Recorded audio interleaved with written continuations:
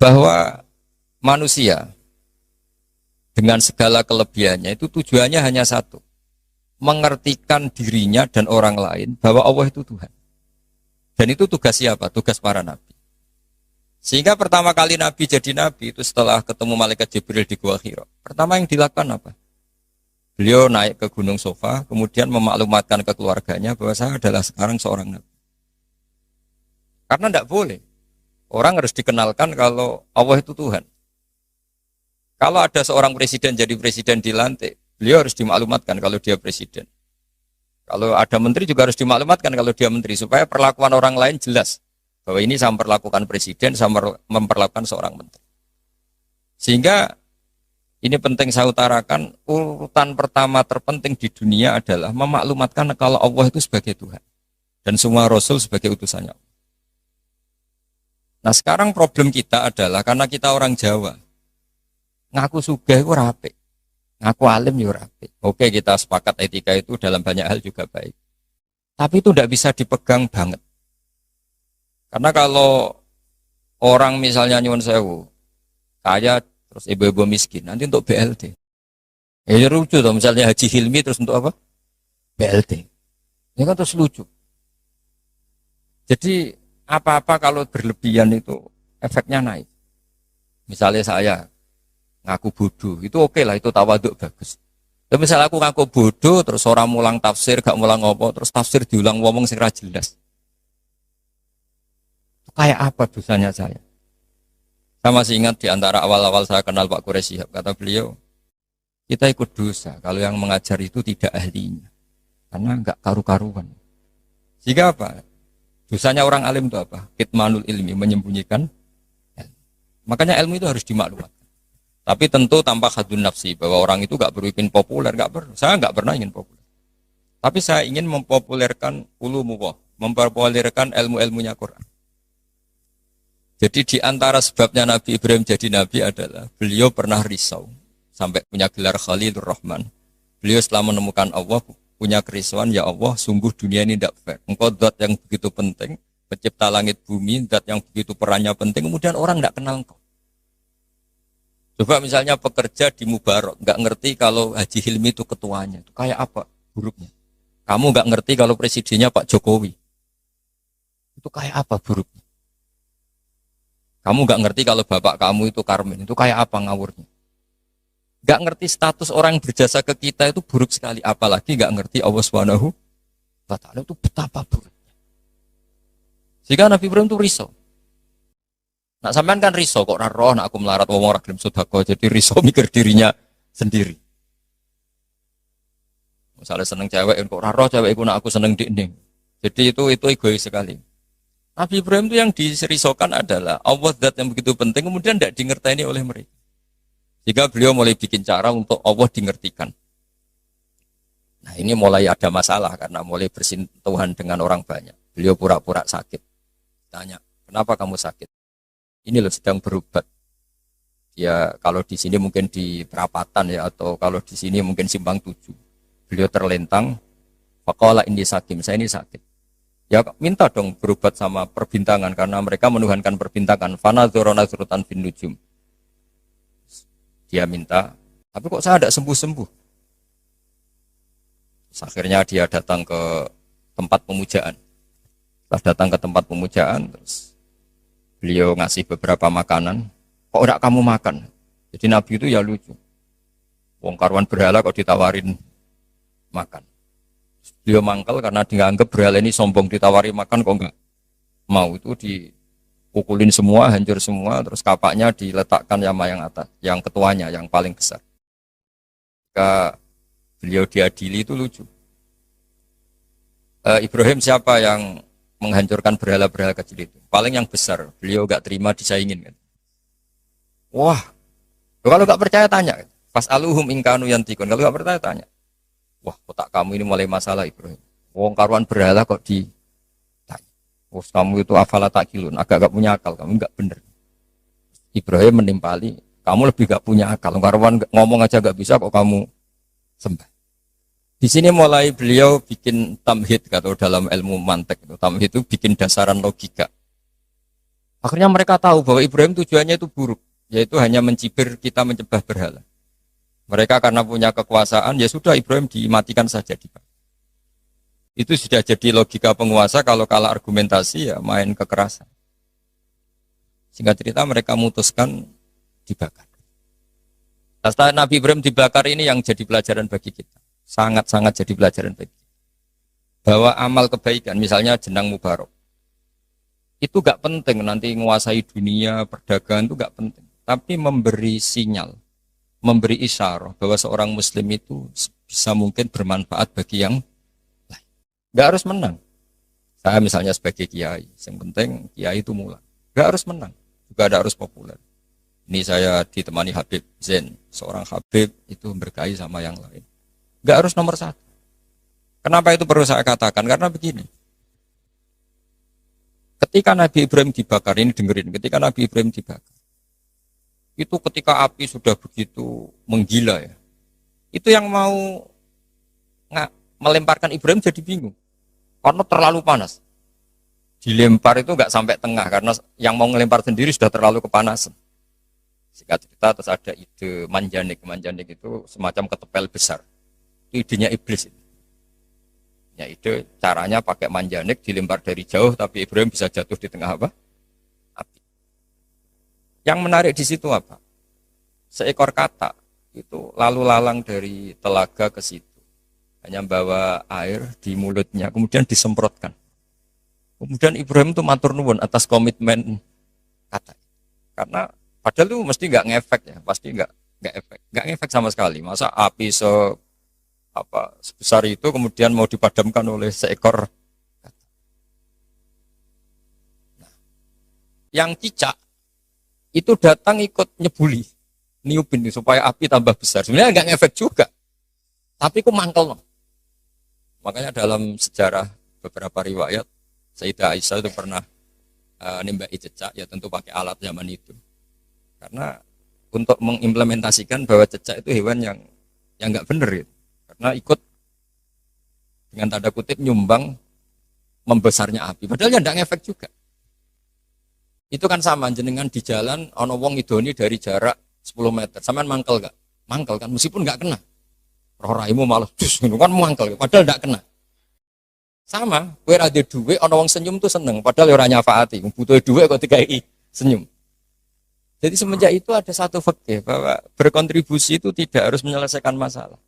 Tapi setidaknya tidak ada implementasi bahwa itu ekspresi kebencian atau kecintaan. Yang kata tadi ekspresi kecintaan sehingga beliau lalu lalang ingin ikut memadamkan apa? Api. Yang cicak tadi kurang ajar karena ikut. Sama, mungkin kita bikin mubarok food. Mungkin ya, saya tidak tahu. Mungkin kita tidak akan mengalahkan kekayaan Cina.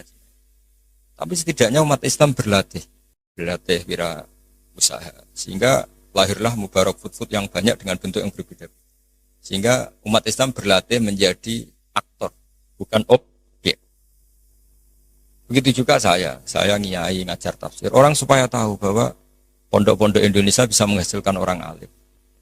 Itu juga jenengan bahwa bisa nikmati gaji pertama. Bahwa orang bisa senang itu tidak harus pakai korupsi, pakai mencuri, tapi senang sejati adalah makan gajinya apa? Sendiri. Apapun kita tidak mewakili dunia, implementasi itu sesuatu yang sangat dihormati oleh Allah. Kayak Allah menghormati amalud difda. Sehingga ketika ada seorang dokter, ya Rasulullah saya ini ada sedikit penyakit yang solusinya obatnya materinya harus apa saya boleh membunuh kata? Fanaha angkot ya Nabi melarang membunuh. Karena pernah berkontribusi, setidaknya ingin berkontribusi terhadap pemadaman api yang membakar Nabi siapa? Ibrahim. Di bujo, masih didoni ke 3 meter, oleh memangkel. Gak bisa dia ngelak gini, nggak kena ya mas. Tidak bisa seperti itu. Sudah. Di antara yang membolehkan ulama kerso atau mau populer, atau mau dimaklumatkan, atau mau tampil, adalah awalun nubuwah itu dimulai dari at-tahaddi. Jadi semua kenabian itu dimulai dari memaklumatkan ke publik bahwa seorang Rasulullah Muhammad SAW juga semua nabi itu harus memaklumatkan diri kalau beliau itu nabi. Nah sebetulnya itu juga seterusnya orang alim, wali, itu juga habib, itu juga harus memaklumatkan diri kalau beliau itu habib. Tentu tidak harus dengan lisan, tidak harus dengan apa, tapi yang penting memaklumatkan. Kenapa itu penting? Kita bikin analogi. Saya bikin analogi dulu. Misalnya Anda punya istri sedang hamil. Anda tahu di situ ada klinik persalinan atau dokter bayi atau dokter untuk menangani orang-orang hamil. Itu Anda ngerti karena apa? Karena plang ya, karena tanda itu. Di situ ditulis dokter kandungan siapa atau klinik persalinan. Atau bahasa kerennya klinik korban lelaki. Itu menjadi tahu karena diberitahu. Begitu juga kita konsultasi sama dokter psikologi. Kita tahu karena ada tulisan dokter psikologi dan seterusnya. Kemudian kita kuliah juga gitu menjadi tahu kalau itu UGM, UII atau UI juga karena tulisan atau karena maklumat. Nah harusnya memberitahu kalau Anda orang alim atau Anda wali atau apa itu boleh. Dengan makna yang positif bahwa ini maklumat. Nah kaitannya dengan Nabi Ibrahim alaihissalam. Beliau itu pernah munajat. Dan ini awal beliau bergelar Khalilur Rahman, kekasihnya Allah. Beliau itu pernah munajat sama Allah sambil bergumam geremeng lah kira-kira. Tapi geremengnya Nabi ya jadi wiridan itu. Kalau geremengnya sampean jadi laknat. Ini geremengnya Nabi, tapi bergumam. Ya Allah, dunia ini tidak fair. Engkau zat yang begitu penting, paling berpengaruh, yang menciptakan langit bumi, kemudian engkau tidak diketahui. Bayangkan misalnya kalau seorang presiden jalan di kawasan tersinggungnya, Masya Allah. Seorang raja Arab Saudi kenalan sama orang, terus orang itu tanya, jenengan daleme pundi, itu kan tersinggung. Aku sing di Arab Saudi buat takoi. Begitu juga seterusnya. Ada Gus besar misalnya di pondoknya, terus orang tanya, jenengan daleme pundi? Aku sing di pondok. Sama Haji Hilmi misalnya ditanya, saya mau ke Kudus cari jenang Mubarak. Ya jenengan sinten? Bukan ngenyek uang, sing duwe cidaran tak jenengan sinten. Sehingga Nabi Ibrahim itu tersinggung setersinggung-singgungnya karena beliau seorang Khalilur Rahman. Ya Allah, dunia ini tidak fair. Engkau zat yang begitu penting, kemudian orang nggak tahu tentang kau. Makanya ya maklum kan zaman itu kan orang masih kafir, menyembah batu, menyembah berhala, orang nggak menyebut Allah, nggak menyebut Tuhan. Akhirnya beliau ngendikan, innahu ya Rabbi la yahzununi an la ara ahadan fil ghairi fil ardi ya'buduka ghairi. Memang itu saya hafalkan ya. Innahu la yahzununi. Jadi innahu pakai inna masih pakai lam taukid. Innahu la yahzununi, sungguh sangat menyusahkan saya. Ada yang baca la yuhzinani sama ya, karena dalam qiraah sab'ah ada fala yahzunka qauluhum, ada qiraah fala yuhzinka qauluhum. Sungguh sangat menyusahkan saya, sangat merisaukan saya bahwa engkau zat yang begitu penting, kemudian yang tahu kalau engkau Tuhan itu hanya saya. Yang menyembah juga hanya saya. Ini enggak fair. Zat sepenting engkau, kemudian fungsi jenengan, fungsi engkau tidak diketahui kecuali oleh saya. Itu kan ibarat misalnya kayak tadi. Anda yang punya Alphard saja darani tukang parkir kan ya tersinggung. Mungkin di Alphard kok darani tukang parkir. Nah, karena Nabi Ibrahim itu seorang nabi, ketersinggungannya bukan urusan pribadi, tapi urusan Allah Subhanahu wa taala. Makanya dalam sebuah riwayat, saya ulang lagi dalam sebuah riwayat, ketika Allah teng hadits qudsi, kuntu kanzan makhfiyan fa aradtu an u'rafa fa khalaqtul khalqa liya'rifuni. Kata Allah, saya sebelum menciptakan makhluk pun sudah Tuhan. Andaikan Allah tidak menciptakan langit bumi juga sudah Tuhan. Andaikan Allah tidak menciptakan surga dan neraka juga sudah Tuhan. Karena ketuhanan Allah itu hakikat, bukan karena apa-apa. Memang dia Tuhan. Tapi kata Allah, tapi saya ingin dikenal. Kemudian maka saya ciptakan makhluk supaya mengenal saya. Maka masyhur kalau dalam semua ilmu tafsir, dari semua ilmu tasawuf, wa ma khalaqtul jinna wal insa illa liya'budun, saya tidak menciptakan jin dan manusia kecuali mereka beribadah kepada saya. Itu hampir semua mufassir menerangkan illa liya'budun illa liya'rifuni, supaya mereka ngerti saya. Karena awal menyembah itu dari tahu. Kamu tidak bisa menyembah sesuatu yang kamu sendiri tidak tahu. Makanya guru-guru kita zaman kita ngaji di mana saja itu awal wajibin alal insani ma'rifatullah, karena untuk bisa nyembah Allah dimulai dari tahu. Maka ilal ya'budun ilal ya'rifun, supaya mereka kenal saya. Sehingga karena mana ibadah di situ adalah mengenal Allah, mbok wong ibadah ngetuk rino wengi masih afdal orang alim. Karena orang alim ini orang yang mengenalkan Allah Subhanahu wa ta'ala. Hari ini tadi saya belajar banyak tentang tafsir, tentang Nabi Ibrahim. Bahwa agama ini, kata Rasulullah SAW, memang diidentikan, ya tentu Nabi Muhammad SAW tetap Sayyidul Awalin wal Akhirin, Sayyidul Anbiya. Tapi agama ini diidentikan dengan anit tabi' millata Ibrahim hanif. Bahwa kamu Muhammad harus mengikuti Nabi. Sehingga ketika kita bersolawat sendiri harus kalimatnya Allahumma sholli ala sayyidina Muhammad wa ala ali sayyidina Muhammad kama shollaita ala sayyidina Ibrahim. Jadi Nabi Ibrahim tetap dianggap master.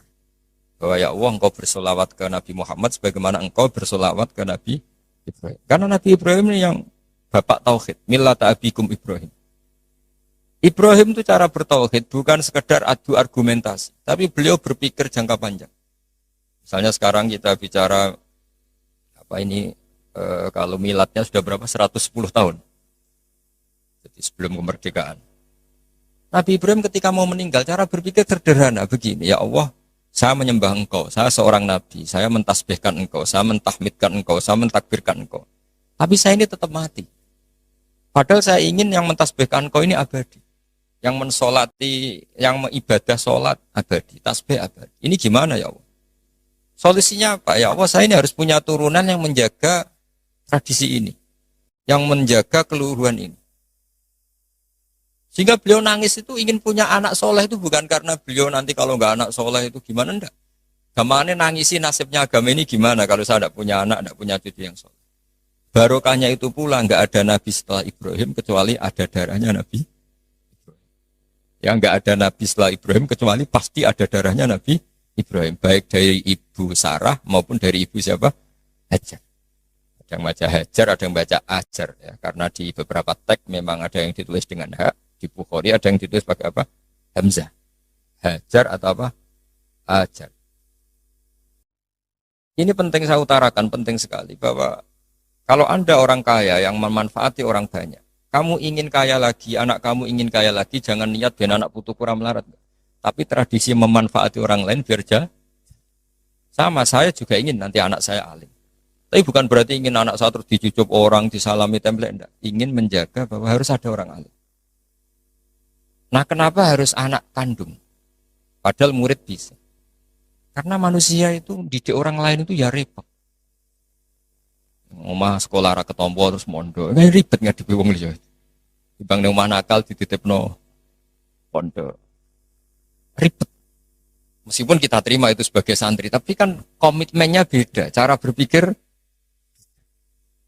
Makanya didik ini bukan berarti ya tetap beda. Sehingga Nabi Zakaria ketika ditanya, kenapa engkau begitu fanatik minta anak kandung, waladas sulbi itu anak kandung. Kata beliau, wa inni khiftul mawaliya mewaroi. Kalau orang lain mewarisi saya, itu pasti cara berpikir tidak persis-persis amat. Meskipun solehnya mungkin mirip ya, tapi tetap beda. Saya punya pengalaman. Tidak sampean jangan terus kecil hati, saya tidak anak kiai. Kesolehan itu tidak harus jadi kiai. Saya punya pengalaman, pengalaman entah buruk entah baik, terserah cara Anda menafsirkan. Kiai itu kalau betul-betul kiai itu melihat orang sholat itu senangnya masya Allah. Melihat preman sholat itu senang. Melihat orang tobat senang. Padahal ya orang untung-untungnya di mana? Gak ada untungnya, tapi karena dia dididik bahwa sholat ini cagai bumi. Apalagi kalau kiai ini sudah jadi wali, bahwa Allah tidak menghancurkan bumi ini pertimbangannya karena masih ada yang sholat. Nah, sementara kalau kamu itu otaknya pedagang, roh wong sholat itu banyak kebutuhan sarung. Wah, nak ngono gawe sarung. Berarti tekem Cina kayak tadi. Banyak orang haji terus Cina merodok apa? Pakaian apa? Ihram. Banyak orang wiridan terus Cina merodopsi apa? Tasbih. Tapi kalau wali itu tidak begitu cara berpikir. Jadi melihat orang sholat itu, ya Allah itu luar biasa. Terus kepikiran, nyari kalimat apa yang kira-kira dengan sujud itu benar-benar plus tauhid. Akhirnya dicari-cari lah kira-kira kalimatnya subhana rabbiyal a'la bihamdi maha suci engkau yang maha luhur. Karena sekali sujud itu dia tidak benar komitmennya, bisa sujud kepada makhluk. Dan itu bahaya, wis sujud, wis batu eneng bumi, jebule kli. Itu beda, perasaannya wali sama itu beda. Kalau kamu pedagang kaya terus wali, itu mesti gini. Saya ingin jadi orang kaya pedagang. Ben wong Islam iku mburoh wong sing salat. Kayak apa hinanya kita, misalnya sampean apal Quran, iso ngaji maca Fathul Mu'in, terus dimajikan sing ora cewek, tersiksa enggak? Kayak apa tersiksanya? Dua atasan man lam yusolli wa lam yasum. Tapi nak kowe sugih mau niat paling gak ana santri melarat tuh buruh ning aku salat, aku zakat, aku poso. Jadi solihun tahta yadi solihin wong soleh, buruh ning wong. Itu beda. Sama-sama kepengen dadi wong sugih, tapi rasanya dan itu yang dinilai Allah. Saya kenapa ngaji di mana-mana bawa kitab? Setidaknya orang itu lebih terhormat ngaji Mbak Nawawi, kitabnya jelas. Sanad saya jelas, saya ngaji Mbah Mun, ngaji bapak saya, ngaji keluarga Kudus, keluarga Kajen. Istifadah, saya jangan ngaji betul memang sama Mbah Mun. Ya, kalau istifadah ya dari berbagai kiai. Orang itu terhormat. Jajal misalnya aku ngaji sampean ngaji ning Kudus, nggo primbon. Itu Haji Hilmi kan tersinggung, sebab piye disowan terus cerita komik. Ngono kan gak mutu kan. Yo sini-sini wong Kudus kan wah, banyak wong Kudus kan. Jadi kalau kita pakai sanad yang baik, pakai kitab yang baik, kan yo ngregani sing diaturi. Sehingga kenapa Nabi itu mesti min ansabi qaumi, enggak ada nabi kecuali dari nasab terbaik. Enggak ada nabi kalah ganteng, semua nabi pasti yang terganteng di kaumnya. Ya terbaik nasabnya di kaumnya, karena Allah itu kepengen ngregani masyarakat. Misalnya ke Nabi terus keriting, pesek, yo ribet, senajan to soleh. Maka enggak ada nabi ilamin ansabi qaumi kecuali dari nasab terbaik. Jadi kadang-kadang orang salah paham, wah ini nasab enggak penting, ya penting sekali. Justru dengan nasab ini masyarakat terhormat. Punya nabi dari kasta terbaik, dari marga terbaik, dari kultur terus wajahnya juga ajmalan nas. Makanya wa kana Rasulullah sallallahu alaihi wasallam ahsanan nasi khalqau wa khuluq. Nabi itu pasti yang paling ganteng. Enggak boleh nabi pesek itu aja enggak boleh. Apalagi yang lain apa enggak boleh. Tidak usah disebut ya di fitnah. Pokoknya enggak boleh nabi. Kalau cucunya kalau yang ganteng. Jadi Nabi itu begitu. Saya dulu ya mikir kenapa sih Nabi harus paling ganteng, paling bernasab. Tangan-tangan ini saking baiknya Allah karena Allah ingin selain Nabi ini orang pilihan supaya umat ini terhormat kan. Oh senang Kang di Nabi ganteng. Yo gagah. Terus punya kultur yang baik. Kultur yang baik misalnya ditandai minimal yang kita kenal tidak waladuz zina. Ya tidak waladuz zina. Sehingga Mbah Mun sering cerita ke saya. Kitab Madaih ini kata Mbah Mun. Kitab Madaih itu macam-macam. Ono sing khas ilmiah, yaitu arbar janji. Ono sing khas isek bronto ning pangeran, yaitu Dibak dan Simtud Duror. Dan beliau begitu ta'aluk sama kitab berjanji, kitab Simtud Duror, ya kitab Dibak. Saya kemarin baca Dibak puasa juga baca. Saman perhatikan ketika ulama dulu memuji Nabi. Di antara pujian yang disebut apa? Tarakus sifah hafalam yusibhum aruh. Kan dimulai apa? Hafidhul ilahu karomatal li Muhammadin aba'ahul amjada saunal lismihi.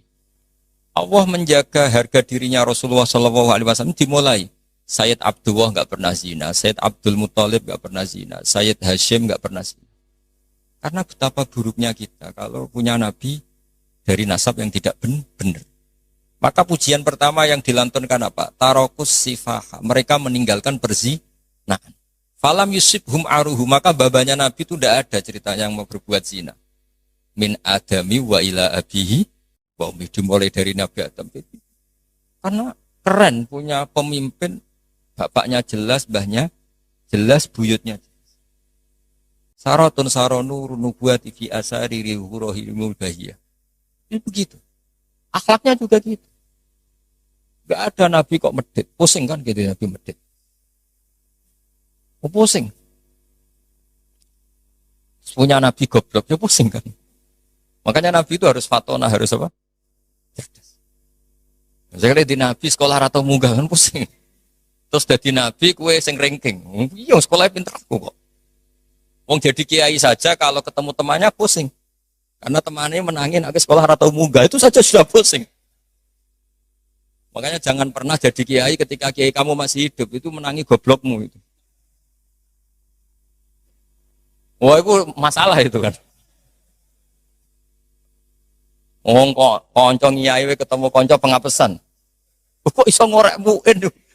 Wong dhisik maca jurumiyah sering ditek itu aja masalah kan. Makanya itu akhirnya dukun berkode apa kiai masalah jalan pintas. Dukun. Ini saya cerita. Sehingga Nabi itu mesti dari gen terbaik. Hafizul ilahu karomatan li Muhammadin aba'ul amjada saunalismi. Allah menjaga harga diri Nabi itu tidak mulai Nabi Muhammad. Itu dimulai dari Nabi Adam. Begitu juga menyangkut ibunya. Terus begitu. Jadi gak ada penjagaan sesempurna kayak Allah menjaga kekasihnya Rasulullah Shallallahu Alaihi Wasallam. Tapi sekarang itu memang zaman fitnah ya macam-macam. Orang baca dibak dikatakan bid'ah. Saya bilang, andai kan dibak kamu baca pakai bahasa Indonesia, itu saya yakin tidak ada yang bilang bid'ah. Karena itu buku sejarah. Dukung mbok waca ndermemel koyok mantra. Lha iku sing mari akhire darani bid'ah. Coba kalau kamu baca bahasa Indonesia di depan orang yang biasa darani itu nah, kamu baca aja. Baca. Baca yang apa? Di sini biasanya tiba apa berjanji. Pasim tuturur apa saja saya hafal insya Allah. Enggak yang terkenal saja. Berjanji apa? Apa? Al berjanji. Misalnya dimulai dari apa? Yang mulai wabaktu ya. Wabaktu fa'aqul huwa Muhammad bin Abdullah bin Abdul Muttalib. Itu kan kalau ditulis bahasa Indonesia ya, ketahuilah bahwa Muhammad putranya Sayyid Abdullah. Muhammad bin Abdullah bin Abdul Muttalib. Abdullah itu punya bapak namanya Abdul Muttalib. Wasmuhu Syaibatul Hamdi. Sayyid Abdul Muttalib itu nama lainnya adalah Syaibah. Kila itu ketika beliau lahir sudah beruban. Syaibatul Hamdi, orang beruban yang sering baca tahmid, baca Alhamdulillah. Sehingga dulu Ka'bah itu kalau menuju ke Ka'bah ada namanya Babu Bani Syaibah. Kalau kamu ngaji fikih kesunatan masuk apa? Masjid Haram dari Babu Bani Syaibah itu nama lain dari Sayyid Abdul Muttalib. Wasmu Syaibatul Hamdi. Kenapa dikatakan Alhamdi? Humidat hisoluhus saniyah. Dia punya perilaku-perilaku yang sangat terpuji. Di antara yang paling masyhur adalah ketika penduduk Mekah kesulitan nyari air, beliau munajat terus sama Allah sampai mimpi dingertikan lagi oleh Allah tempat Zam-Zam. Apa tempat Zam-Zam. Akhirnya beliau ngeduk lagi. Makanya Zam-Zam itu dinisbatkan ke Abdul Muttalib. Padahal Zam-Zam tentu mulai Nabi Ismail. Paham ya?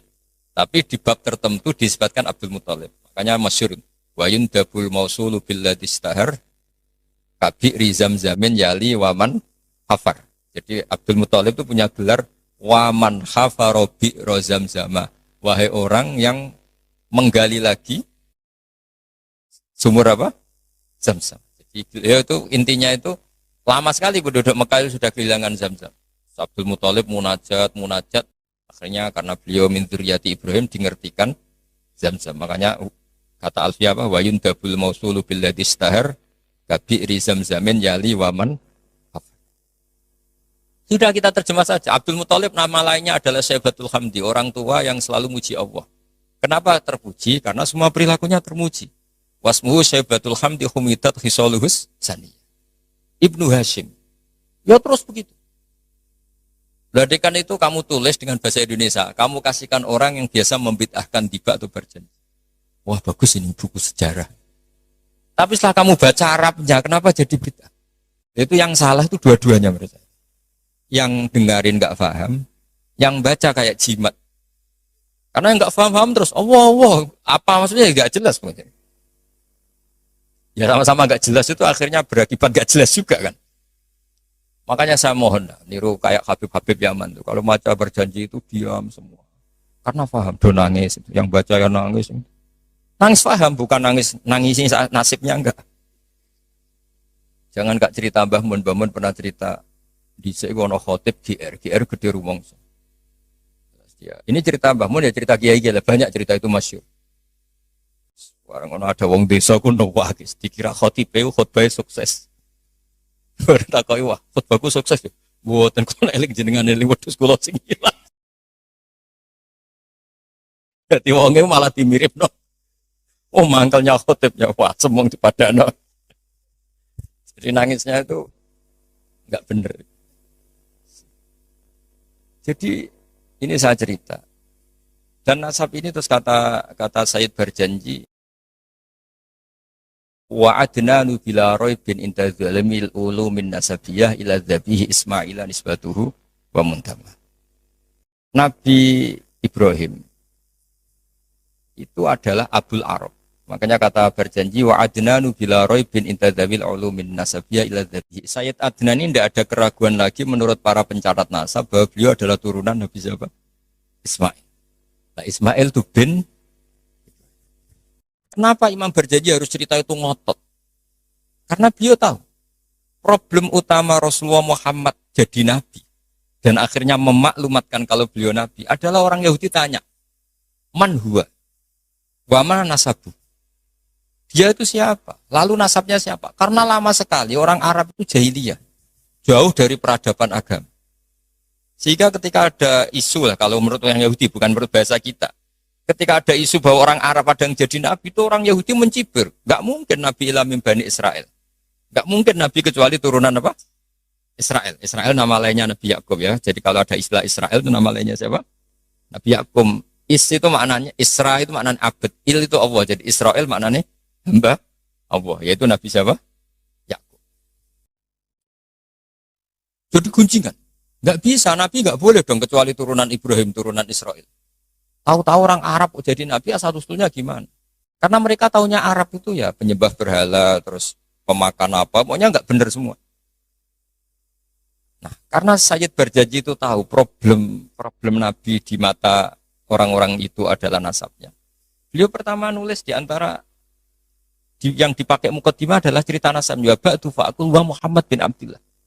Sampai taruh saya wa adnanu bila raibin inta dzabil ulumin nasyabiyah ila dzabihi Ismaila nisbatuha. Nah, kenapa harus yakin itu? Ketika orang Yahudi debat sama sahabat, apa buktinya kalau Muhammad Nabi? Syarat utama Nabi harus turunannya Nabi, harus orang baik. Akhirnya Allah membela kekasihnya fihi ayatum bayyinatum maqamu Ibrahim.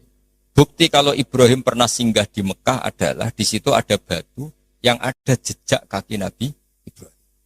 Nah, kalau Nabi Ibrahim pernah lama di Mekah sampai bangun Ka'bah, berarti beliau juga meninggalkan turunan di Mekah. Yaitu ini askantu min dzurriyyati biwatin ghairi dzar'in inda baitikal muharram. Jadi ada bukti Ibrahim hidup di Mekah, yaitu pernah menjejakkan kaki di makam apa? Ibrahim. Makam Ibrahim bukan kuburan, tapi apa? Tempat berpijaknya Nabi siapa? Ibrahim. Terus beliau memaklumatkan bahwa ini askantu min dzurriyyati biwatin ghairi. Jadi ini askantu itu kalimat yang luar biasa. Misalnya pertanyaan gini, oke Ibrahim pernah ke Mekah, apa buktinya kalau anak turunnya ditinggal di Mekah? Kayak saya misalnya pernah di Palestina, atau saya pernah di Kudus. Buktinya mana kalau anak turun saya akhirnya hidup di Kudus? Makanya dibuktikan sama Allah, ini askantu min dzurriyyati. Kata Nabi Ibrahim, ya Allah, anak turun saya ini ada yang saya letakkan di sini. Saya mukimkan di sini, saya mustautinkan di sini. Saya berdomisilikan di sini. Yaitu Nabi Ismail. Artinya gini, ketika Imam Barjanji cerita waba'du fa'akul itu luar biasa. Itu yang menjawab keraguan orang, yaitu orang Yahudi atau siapa saja, yang meragukan nasabnya Nabi. Sudah setelah nasabnya ketemu sapi Ibrahim, sudah sah karena syaratnya Nabi itu dzurriyatam ba'duha. Setelah nasabnya sah, baru khasnya apa? Di antara khasnya adalah tarokus sifah hafalam yusibhum aruhu min adami wa ila abihi wa Sehingga yang namanya nikah itu bukan adat Islam saja. Zaman jahiliyah juga ada apa? Nikah. Ya tentu setelah Islam disempurnakan iya, tapi zaman jahiliyah itu sudah ada nikah. Buktinya begini. Ketika Rasulullah SAW mulai aneh-aneh ngaku jadi nabi, ini menurut bahasa mereka loh. Ini saya cerita menurut bahasa mereka, bukan bahasa saya. Itu kata orang-orang kafir Quraisy gimana? Muhammad kok mulai aneh-aneh, ngajak nyembah pangeran Sitok. meminta supaya kita menyembah Allah satu. Padahal tren mereka menyembah Tuhan yang apa? Itu mereka cara mengatakan gini. Kalau kamu menghendaki itu, kamu aneh-aneh itu ingin perempuan, ingin harta, ngomong. Kalau kamu ingin harta, jama'na laka malan. Kita akan mengumpulkan harta, fatakuna aktsaron nasi.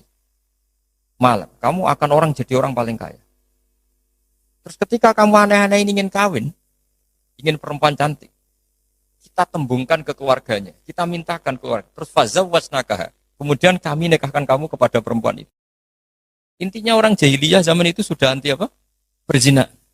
Orang kok kalau kamu suka perempuan tak sewa, no, itu enggak. Zawwajnakaha, akan kami nikahkan. Karena fa'inan nikah itu adatul khiyar. Mulai dulu nikah itu adatnya orang-orang. Makanya kamu jangan protes. Tarokus sifaha falam sibaruhu itu. Sebelum ada Islam itu sudah ada haji, ada nikah. Ada beberapa aturan sudah benar. Bahkan ketika Rasulullah jadi Nabi, nikah zaman jahiliyah diabadikan apa enggak? Diabadikan. Orang yang zaman jahiliyah sudah nikah, nikahnya tidak usah diperbarui. Nikah itu sudah sah. Itu jelas di semua kitab fikih. Kecuali nikah yang mengandung kesalahan permanen dalam Islam. Misalnya orang nikahi buliknya, orang nikahi ponaannya. Asal yang dinikahi normal itu sah selamanya. Tapi ternyata nggak terjadi orang nikahi buliknya atau nikahi ponaannya. Karena tadi masih ada sisa-sisa syariat Khalilillah Ibrahim. Masih ada sisa-sisa syariatnya Nabi siapa? Ibrahim. Jadi ini penting saya utarakan supaya kita dapat barokahnya Nabi Ibrahim alaihis salam. Karena jadi saya mohon sama Pak Khidmi semualah orang kaya maupun orang miskin, setengah kaya setengah miskin. Kalau punya pilihan itu niatnya yang banyak. Ya tadi misalnya kita ingin jadi orang kaya, punya pekerja banyak. Niati biar orang soleh ini tahtayadi solihin. Orang soleh juga nyuwun sewu kalau bisa yang buruh sama orang soleh. Kan lebih punya izzatun nafsi, lebih punya apa harga. Meskipun ya tidak harus. Ya tidak harus itu ya. Saya bukan berarti mengaramkan orang Islam kerja di non Muslim ya. Enggak. Ini kan cerita niat, bukan cerita satu apa sentimen agama. Enggak. Kita nasionalis religius lah cara bahasa sekarang goalnya itu enggak masalah. Tapi ini kan cerita. Ketika saya ini meskipun sekecelok alim itu masih belajar sampai sekarang. Setidaknya lebih menghormati lah. Kalau kita ngaji ya belajar. Meskipun ya tetap mungkin salah namanya manusia, tapi lebih Kalau kamu jadi dokter ya masih belajar. Sehingga orang wong ngeluh mau obati penisilin. Kalau sudah tidak belajar pasti gitu kan. Ilmunya sudah tidak update, sementara penyakitnya update. Itu kan kayak banyak orang kuno itu. Ilmu kuno digonyolusinya cah saiki kan bingung. Dan Nabi Ibrahim sudah bervisi jangka panjang. Jadi ketika beliau tahu kalau pasti meninggal, beliau berdoa. Rabbana wab'ats fihim rasulam minhum yatlu 'alaihim ayatika. Ya Allah, saya ini pasti meninggal, maka zuriyah saya harus jadi rasul. Di mana rasul itu tugas utamanya apa? Yatlu 'alaihim ayatika. Saya hanya punya kepentingan ada yang selalu memaklumatkan bahwa engkau itu Tuhan. Bahwa cara menyembah engkau orang juga benar karena anut guru. Jadi kekhawatiran beliau itu enggak ada rasul yang yatlu 'alaihim ayatika yang membacakan ayat-ayatmu. Betapa bahayanya kalau kita ini terus kemudian tidak ada ulama, tidak ada kiai. Mungkin kita sudah menuhankan uang, menuhankan jabatan. Tapi barokahnya banyak ulama, banyak kiai. Kita hanya menuhankan Allah Subhanahu wa taala. Ono corona ya tenang, ono poe tenang. Mati ya mati aja biasa. Coba kita zaman dijajah Belanda, kayak apa susahnya kita? Itu orang-orang kita dulu ya bahagia. Dan banyak istrinya banyak padahal zaman itu. Padahal zaman sekarang aja susah, zaman itu sudah. Coba kita kuno-kuno itu. Istrinya rata-rata satu apa banyak. Padahal zaman dijajah. Artinya nikmatnya Allah itu enggak kurang pasal. Yang bahagia ya banyak. Sekarang zaman modern yang susah juga.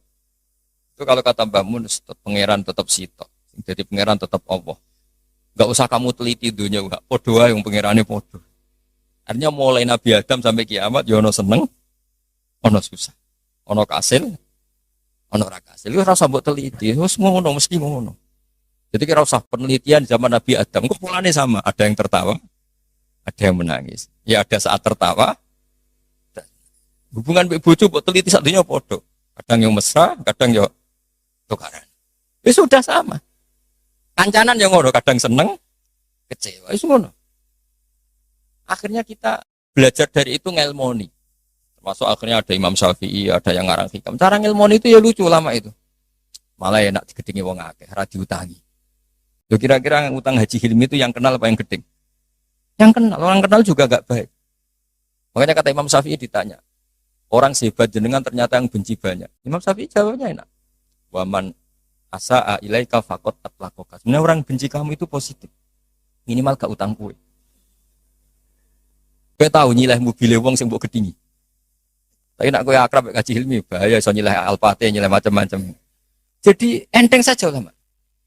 Ada orang cerita Imam Syafi'i orang yang tadi nyucup jenengan, hormat jenengan, ternyata setelah di luar ngerasani jenengan. Itu gaya-gayaan tok hormat jenengan, setelah di luar ngerasani jenengan. Imam Syafi'i punya alhamdulillah. Berarti aku wibawa ning arep rawani. Jadi dianggap enteng saja. Karena apa ya, orang dulu itu ya sudah munajatnya sama Allah sudah. Hikam yang ngarang hikam ini cerita bahwa harus dielmoni. Hikam itu malah lebih gampang lagi. Ketika Allah memberikan apa yang kamu inginkan, itu berarti mata a'toka asyhadaka birrah. Ketika Allah memberikan apa yang kamu inginkan, maka Allah ingin mengertikan kamu bahwa Allah itu zat yang baik. Sehingga kamu minta apa saja dikasih. Wa mata mana'aka asyhadaka qarra. Ketika Allah menghalangi yang kamu minta, asyhadaka qarra. Bahwa Allah menunjukkan, saya ini Tuhan, enggak bisa kamu dikte-dikte. Lho kowe di pangeran terus nurut terus mbek kowe iku ya ora gaya. Pangeran kok nurutan, itu kerennya di mana coba? Pangeran yo gagah kudu al-qahar, zat yang enggak bisa diatur. Jadi kan ndonga ora disebadani nggih Gusti top jenengan. Ora kena dirayu, ora kena diatur, atur. Wes pangeran tenan jenengan. Nah, misalnya pangeran nurut terus iku pangeran tak budak kan gitu. Makanya Allah tidak hanya punya sifat Rahman Rahim, itu Al-Jabbar, Al-Qahar. Jadi segampang itu.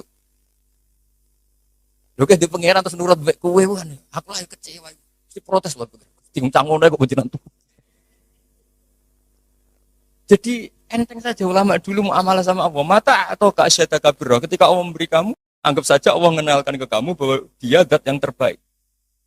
Wa mata mana aka asyadaka qarra. Ketika Allah tidak nuruti karep kamu, Allah itu ingin menunjukkan ke kamu, aku itu pangeran. Tetap yaf'alu ma yasha. Enak ya pangeran buat atur-atur. Nah, nurut aku sing nurut kowe kan gitu. Coba keren mana punya Tuhan yang begitu sama yang nurutan. Coba. Keren mana? Keren sing Allah tetap yaf'alu ma yasha. Tapi kalau ilmu ini tidak kamu perbarui terus dengan ilmunya ulama, maka kamu akan menganalisis Allah dengan cara kamu sendiri. Oh, jari api anjut aku jaluk ora dituruti. Wah, setan amoh. Jadi ulama dulu itu asik gitu.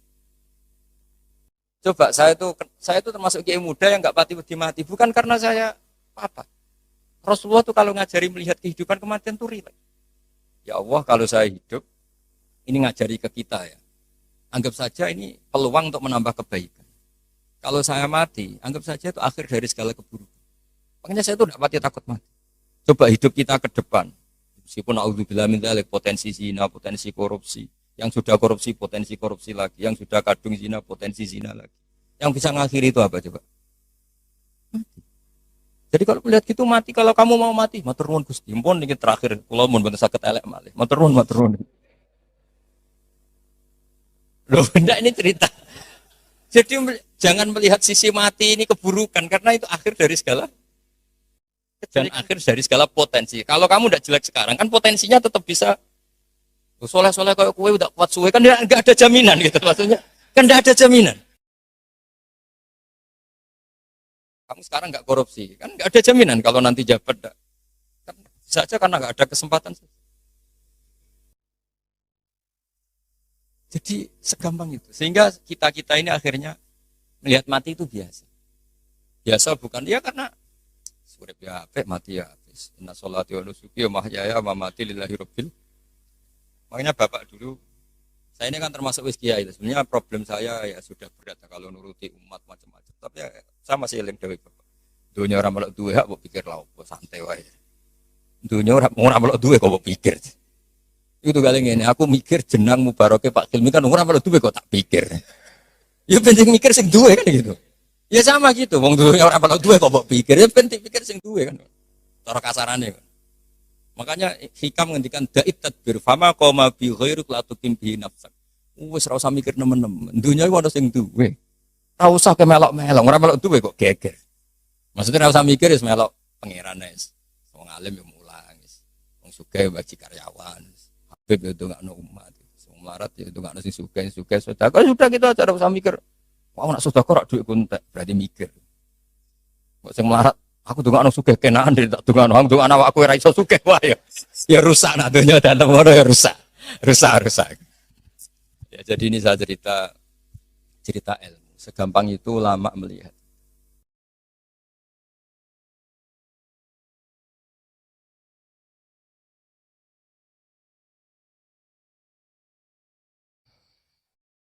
Bahwa manusia dengan segala kelebihannya itu tujuannya hanya satu. Mengertikan dirinya dan orang lain bahwa Allah itu Tuhan. Dan itu tugas siapa? Tugas para nabi. Sehingga pertama kali nabi jadi nabi itu setelah ketemu malaikat Jibril di Gua Hira. Pertama yang dilakukan apa? Beliau naik ke Gunung Sofa, kemudian memaklumatkan ke keluarganya bahwa saya adalah sekarang seorang nabi. Karena tidak boleh. Orang harus dikenalkan kalau Allah itu Tuhan. Kalau ada seorang presiden jadi presiden dilantik, beliau harus